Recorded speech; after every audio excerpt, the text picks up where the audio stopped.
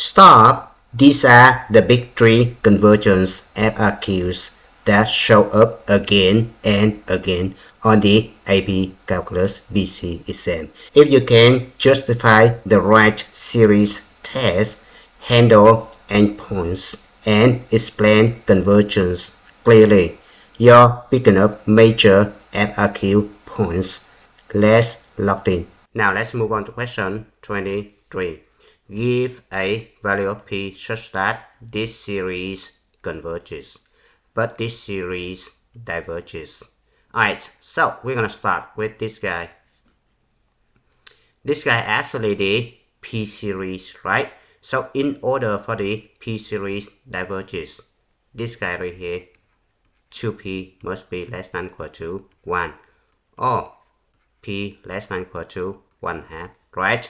Now this one is the alternating series, right? So we're going to use the alternating series test to determine the value of p so that the series converges, right? So observe that p must be greater than 0 so that the limit of 1 over n to the p when n approaches infinity equals 0, and the series 1 over n raised to the p decreasing, right? So by alternating series test, the series converges, right? So we're gonna combine this guy and this guy. The answer must be p greater than 0, less than equal to 1/2, right? So here's how you show your work on the AP exam. Now let's move on to question D. Give a value of p such that this series diverges, this series converges. Alright, so observe that this guy is the p series. This guy also a p series, right? So the p series converges when 2p greater than 1, right? Then p greater than 1/2, right? The series diverges when p less than equal to 1, right? We're gonna combine these two guys. So 1/2 less than p less than equal to 1. This one is the final answer. Now let's move on to question 24. The function f is defined by a power series for all real numbers s for which the series converges. Question A. Determine the interval of convergence of the power series for the function f. Now we're going to use the ratio test. The series converges when limit of this guy less than 1. Diverges when limit of this guy greater than 1. So keep that in mind. Alright, so we have limit of this guy right here. We're gonna let this guy right here be a sub n, right? So we have limit of absolute value of a sub n plus 1 over a sub n when n approaches infinity equals limit absolute value of a sub n plus 1, which means s minus 2 raised to the n plus 1 over 3 raised to the n plus 1 times n plus 2, right? Divide by a sub n, which means you're going to multiply by its reciprocal, right? So it could be 3 raised to the n times n plus 1 over s minus 2 raised to the n. Limit when n approaches infinity. Now this guy cancel out. We have s minus 2 left on the top, right? This guy cancel out. We have 3 on the bottom, right? Now we have n plus 1 on the top left, right? And n plus 2 on the bottom. Now s minus 2 is not related to this one. I'm going to bring this one outside. Don't forget absolute value sign. Limit of n plus 1 over 3 times n plus 2, right? So it's going to be absolute value of s minus 2. When n approaches infinity, This guy right here approaches 1/3, right? So I put 1/3 right here, right? Now, in order for this series to be convergent, we need this guy less than 1, right? Now, I'm going to multiply both sides by 3. So it will be absolute value of s minus 2 less than 3, right? So it's going to be negative 3 less than s minus 2 less than 3, right? And then I'm going to add 2 3 sides. So it's going to be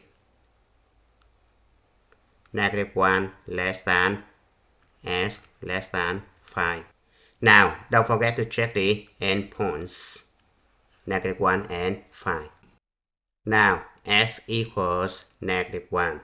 We substitute negative 1 for s into this guy right here, right? So, we have, and it's going to be the series and go from 1 to infinity. Negative 3 raised to the n can be written as 3 raised to the n times negative 1 raised to the n over 3 raised to the n times n plus 1, right? This guy and this guy cancel out, so it could be the series n go from 1 to infinity of negative 1 raised to the n over n plus 1. And this guy actually the alternating harmonic series, which is convergent conditionally. Now I'm going to check s equals 5, right? So the series becomes n goes from 1 to infinity. Substitute 5 for s, so it could be 5 minus 2, it could be 3. 3 raised to the n over 3 raised to the n times n plus 1, right? Now I'm going to simplify this guy and this guy, so it turns out to be, now I can rewrite this one as the series n start from 0 to infinity, right? And this guy becomes 1 over n, right? And this guy actually harmonic series, right? Harmonic series diverges, right? So the final answer should be this inequality right here. And you need to include s equal negative 1, right? Because this one converges, right? So the final answer must be negative 1 less than or equal to s less than 5. Question C. Use the first 3 non-zero terms of the power series for the function f to approximate f of 1.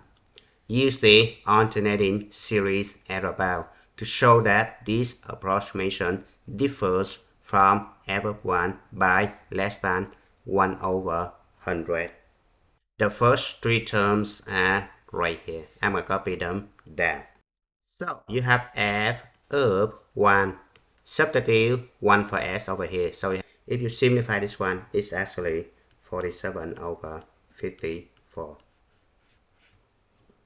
Now, next one, we need to use the alternating series at above to show that this approximation differs from f of 1 by less than 1 over 100.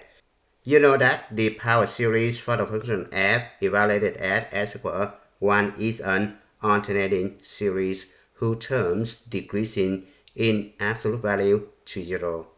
The alternating series at above is the absolute value of the 4 term, right? Because this one is the 3 non-zero terms. So absolute value of f of 1 minus 47 over 54 less than the value of the 4 terms, which is, but s equals 1 right here, right? So I can remove s right here. I'm going to put 1 there. 1 over 108. And this guy actually less than 1 over 100, right? Now let's move on to question 25. The function g has derivatives for all orders. And the Maclaurin series for the function g is given by the alternating series. Using the ratio test, determine the interval of convergence of the Maclaurin series for the function g. So this question is similar to the question 24, right?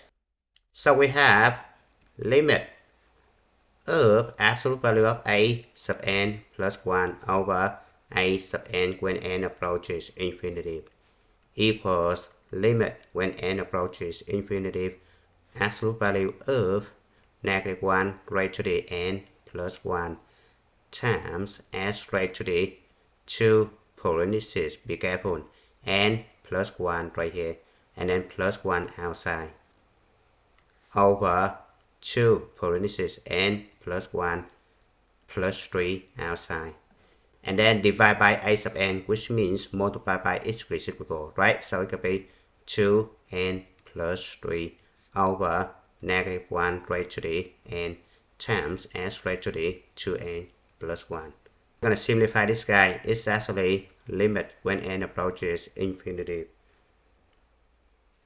-1 raised to the n and -1 raised to the n right here cancel out, and you have -1 left. When you check absolute value, it's going to be positive, right? So this guy right here completely gone, right? Now the top right here becomes absolute value of s. Distribute this one, it could be s raised to the 2n plus 3, right? Times 2n plus 3 over this guy actually 2n plus 5, right? Times this guy s raised to the 2n plus 1, right? Now this guy actually s raised to the 2n plus 1 times s squared, right? So this guy and this guy cancel out, right? So we have limit when n approaches infinity, right? Of absolute value of s squared times 2n plus 3 over 2n plus 5, right? So when n approaches infinity, this guy right here approaches 1, right? So we only have s squared left, right? In order for this guy to be convergent, this guy must be less than 1 by the ratio test, right? So it turns out to be -1 less than s less than 1. You're not gonna stop right here, right? Be careful. You need to check the endpoints. So you need to check s equals -1 and s equals 1, right? S equals -1, right? Substitute -1 for s into this series. So we have the series n start from 0 to infinity of -1 raised to the n. -1 raised to the 2n plus 1 is still -1 because this is odd power, right? Over 2n plus 3. So this guy turns out to be the series n start from 0 to infinity. -1 raised to the n and -1, it becomes -1 raised to the n plus 1, right? Times 1 over 2n plus 3, right? This one is the alternating series, right? So we need to use the alternating series test to determine if this one is convergent, right? So we're gonna let a sub n be 1 over 2n plus 3, right? Now we need to find the limit of a sub n. When n approaches infinity, it's gonna be limit of 1 over 2n plus 3 when n approaches infinity, and it's actually 0, right? The sequence a sub n right here is decreasing because when n getting bigger, a sub n getting smaller, right? So from these two guys, we can conclude that the series converges by the alternating series test. Now for s equals 1, we do exactly the same thing, right? So the series becomes -1 raised to the n times 1 over 2n plus 3, right? And you're gonna do exactly the same thing as you did on the top, right? I'm gonna leave this one for you to practice, right? So you can conclude that the series converges by alternating series test, right? So finally, you have s equals 1 and s equals -1 combined with this guy. So the answer should be -1 less than equal to s less than equal to 1. Now let's move on to question B. The Maclaurin series for G's evaluated at s equals 1/2 is an alternating series whose terms decrease in absolute value to 0. The approximation for g of 1/2 using the first two non-zero terms of this series is 17 over 120. Show that this approximation differs from g of 1 over 2 by less than 1 over 200. Alright, this question very simple, right? Easier than the question 24C, right? So you have absolute value of g of 1 over 2. Subtract 17 over 120 should be less than the third term, right? Because this one is first two non-zero term. So the third term is right here, right? S to the fifth over 7. But s equals 1/2, right? So I have 1 over 2 to the fifth over 7, right? So it can be 1 over 32 over 7, right? It turns out to be 1 over 224, which is less than 1 over 200, right? And it's good time to stop. Thank you for watching. I hope you enjoyed the video. Remember that if you failing to prepare, you're preparing to fail. We rise like tall buildings as the chemicals they take us higher. The night's young and it's just begun as she puts her hand in mine.